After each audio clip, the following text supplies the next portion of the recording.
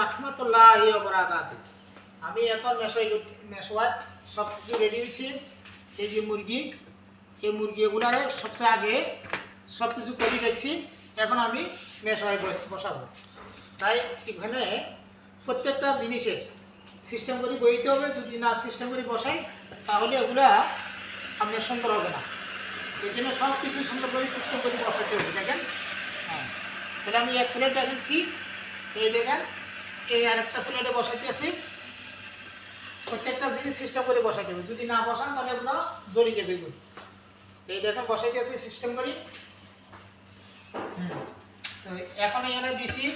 এখন প্রত্যেকটা জিনিসে একটা একটা করে পেঁয়াজ দেবো। কারণ পেঁয়াজ দিলে পেঁয়াজের একটা গন্ধ আছে, গন্ধগুলো মেশার ভিতরে ঢুকবে। তাই কেউ যদি বানাতে চান তাহলে অবশ্যই এই পেঁয়াজগুলো সুন্দর করে একটা একটা করে দিয়ে দিবেন। একটা একটা করে পেঁয়াজ দিবেন যাতে সুন্দর করে বসিয়ে যাবে।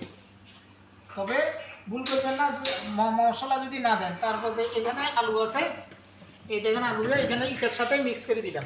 যদি মিক্স করে দিই তাহলে জিনিসটা খাইতে মজা লাগবে। এই জন্য মিক্স করে দিতে এসে দেখেন। হ্যাঁ, এই দেখেন।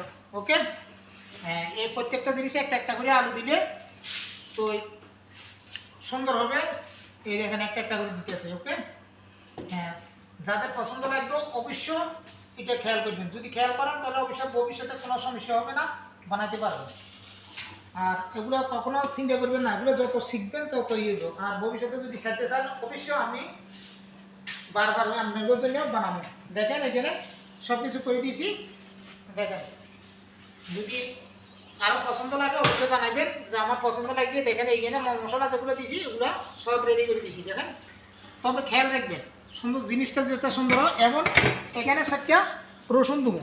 রসুনটা দেওয়ার জন্য হলো এই রসুন, এগুলো এসে একটা গন্ধ আসবে, গন্ধটা সুন্দর। তো আকাল তো আল্লাহ।